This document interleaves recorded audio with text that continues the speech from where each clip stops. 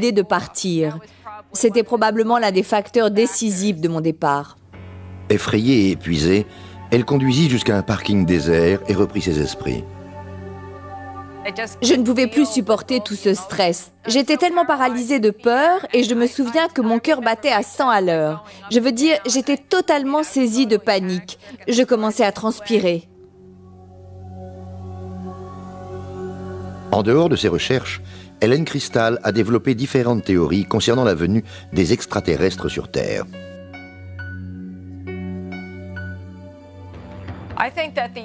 Je pense que les extraterrestres ont un problème, un sérieux problème physique.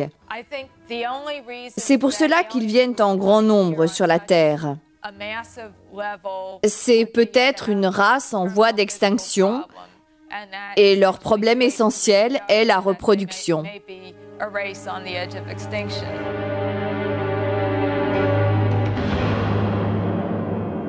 Est-ce que les déclarations d'Hélène Crystal concernant les incursions d'extraterrestres dans le nord de l'État de New York peuvent être prises au sérieux? Ou alors contribue-t-elle à la création d'un mythe des temps modernes? Le professeur de sociologie de l'université de Northwestern, Bernard Beck, pense que c'est le cas. Un certain nombre de personnes prétendent que lorsque les extraterrestres viennent, ils sont si intelligents et si doués, uniquement par le fait qu'ils soient là, qu'ils amènent avec eux toutes sortes de choses qui rendent notre vie meilleure et qu'ils prennent soin de nous.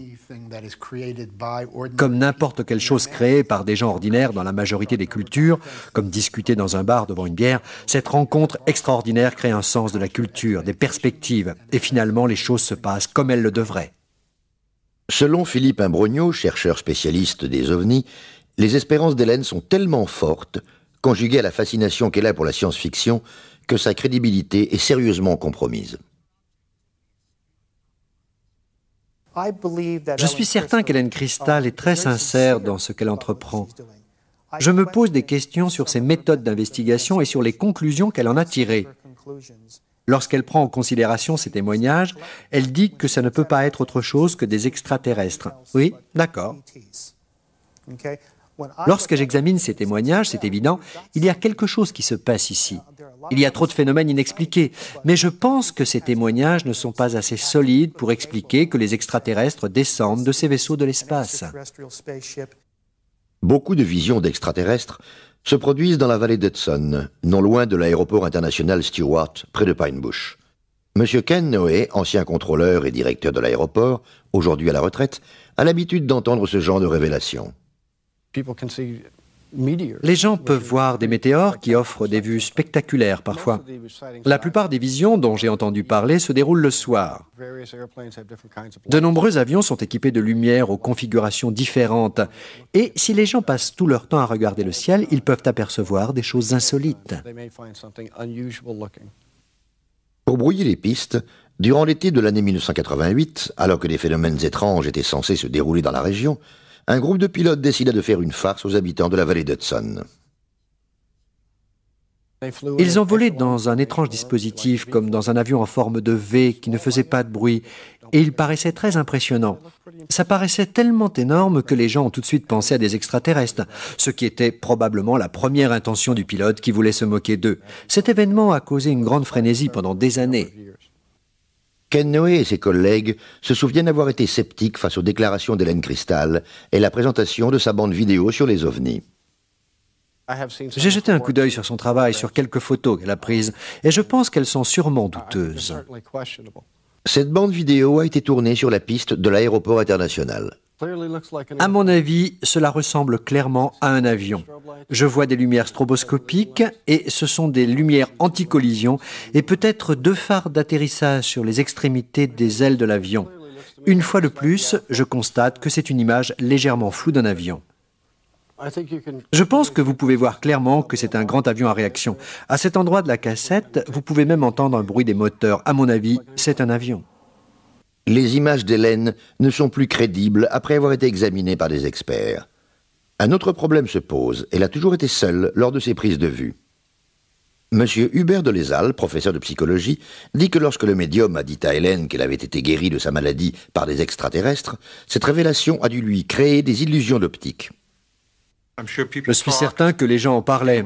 La famille a probablement déploré, pleuré. On lui a certainement dit qu'elle allait mourir et qu'elle avait des chances que sa maladie guérisse. Et donc, on lui a dit qu'une personne hors du commun, une personne qui n'appartient pas au corps médical, est capable de la guérir. C'est la chose la plus importante qui lui soit arrivée dans sa vie. Elle est vivante. Psychologiquement, je compare cela à quelqu'un qui, à un moment donné de sa vie, apprend qu'il ou elle a été adopté.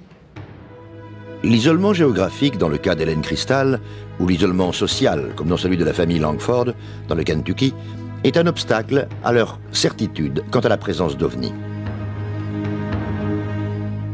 Cependant, il y a à peu près 20 ans, une dizaine de témoignages ont été recensés dans un parc public du New Jersey, à quelques centaines de mètres de la ville de New York.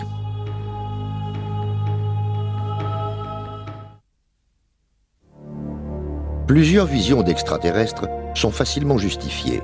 Mais lorsqu'il y a plus d'une personne qui prétend voir le même objet au même moment à des postes d'observation différents, la thèse est plus difficile à écarter. Nous sommes dans le département d'Hudson, dans le New Jersey, dans la ville de North Bergen, une banlieue de la classe moyenne située sur l'autre rive de la rivière de New York. Ces résidents sont des travailleurs et ont acquis une éducation professionnelle et sont plutôt réalistes. C'est également un endroit où les témoignages d'OVNI sont constants. George Obarski était propriétaire d'un magasin d'alcool et utilisait la même route tous les soirs pour rentrer chez lui à North Bergen, dans le New Jersey, et ceci durant des années. Le 12 janvier 1975, à 3 heures du matin, alors qu'il se dirigeait en direction d'un parking, soudainement sa radio s'arrêta. Il raconta son histoire ultérieurement à l'enquêteur Bud Hopkins, qui enregistra sa version à l'aide d'un dictaphone.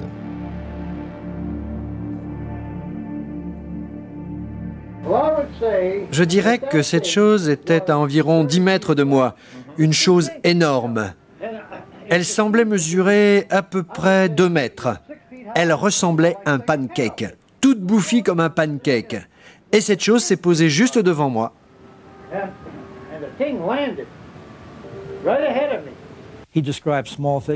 Il a décrit des petites figurines qui sortaient de cette chose. Il a dit qu'elles ressemblaient à des enfants en tenue de neige.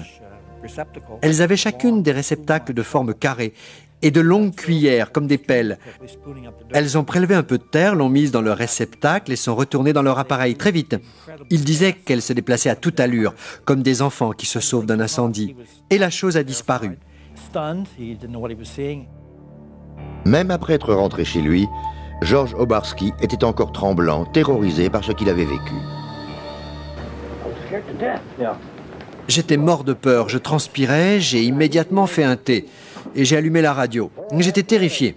J'ai tiré les couvertures sur ma tête, je me suis levé, j'ai pris 2 aspirines. J'avais très peur. George Obarski décéda en 1990. Son fils, Frank, se souvient parfaitement de l'histoire de son père. Ce qu'il a décrit était un immense objet en forme de soucoupe. Il n'y a pas meilleure description que celle-ci pour décrire ce que vous appelez OVNI, objet volant non identifié. C'était une sorte de disque sur la base qui avait d'étranges lumières aveuglantes. Le plus surprenant, c'est qu'après son atterrissage, mon père se décrivit comme glacé par la peur. Et cet homme qui s'est fait braquer des centaines de fois au magasin d'alcool à New York savait exactement ce que la peur voulait dire. Il faisait face à ce problème tous les jours. Mais là, il a dit qu'il était terrifié. Bud Hopkins essaya de corroborer l'histoire de George Obarski avec d'autres témoignages, comme celui de ce portier qui travaillait dans la résidence Stonehenge de l'autre côté du parc. J'ai réalisé qu'il y avait une grande résidence ici. J'ai essayé de retrouver ce portier. Je l'ai appelé, il se souvenait de moi. J'ai eu une montée d'adrénaline lorsque cet homme a dit que cette soucoupe volante était descendue et atterrit dans le parc. Ensuite, il l'a décrite et c'était la même description que celle de George. Après avoir publié l'histoire de Obarski dans le journal Village Voice, Bud Hopkins continua à rechercher d'autres témoignages éventuels. Par la suite, les membres d'une famille firent un autre témoignage. Ils ont vu cet objet atterrir dans la rue. Il faisait 12 mètres de haut et était incliné. Ils en ont fait une description très précise. Et bien que la mère fût malade, elle a couru en chemise de nuit, pieds nus, avec le père. Ils ont suivi cette chose qui descendait la rue.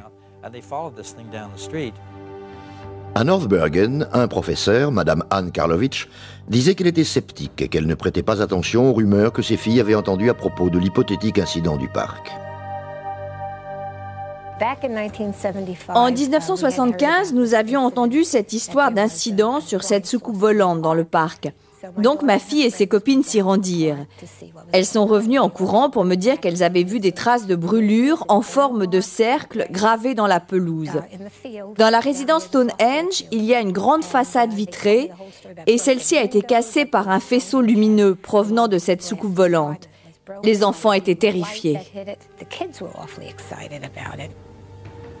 Frank Obarski s'était rendu à cet endroit avec son père. Il savait que son père était un homme pragmatique. Donc c'était difficile pour lui de comprendre pourquoi il croyait tant ces faits irrationnels. Il ne semblait pas trop s'intéresser à des choses qu'on ne pouvait pas justifier ou qui n'appartenaient pas à la routine quotidienne. Donc j'ai eu beaucoup de mal à comprendre mon père lorsqu'il m'a raconté cette histoire.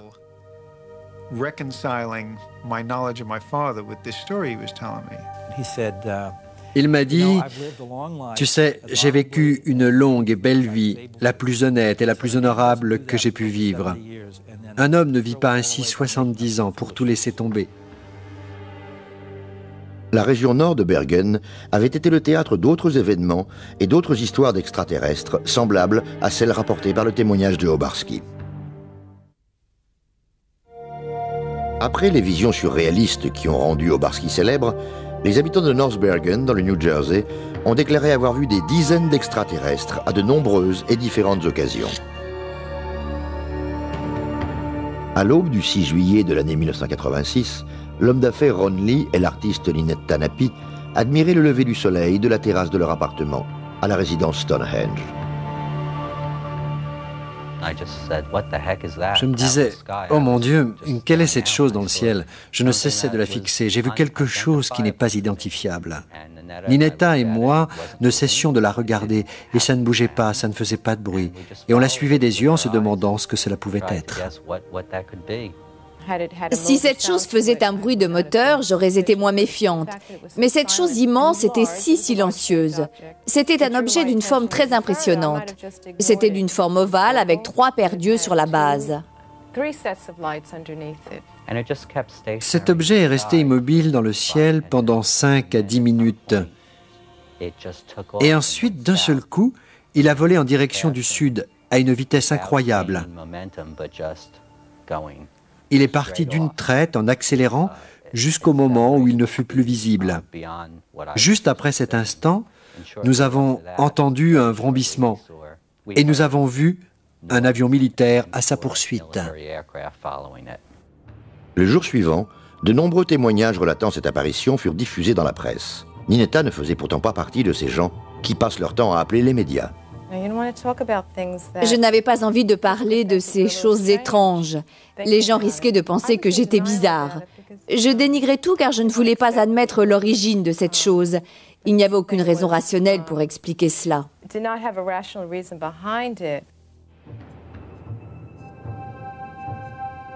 2 ans après, dans la même région du New Jersey, Dave DeLia déclara avoir vu un ovni le jour de la Saint-Patrick de l'année 1988 au-dessus du parc d'Hudson.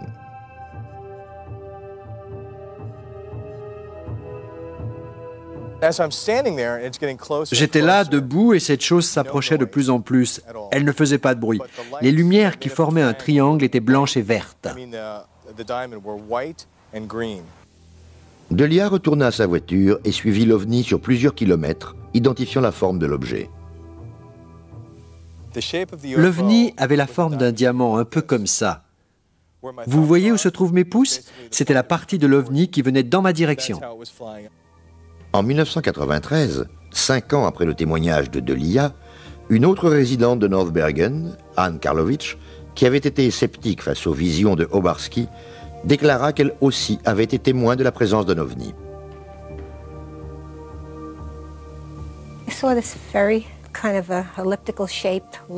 J'ai vu cette forme ovale avec de larges lumières aveuglantes. En la regardant, je me suis dit, « Mon Dieu, mais qu'est-ce que c'est ?» Et c'était bien ce que je pensais, ça bougeait très lentement. Alors j'ai fait demi-tour avec ma voiture et ça a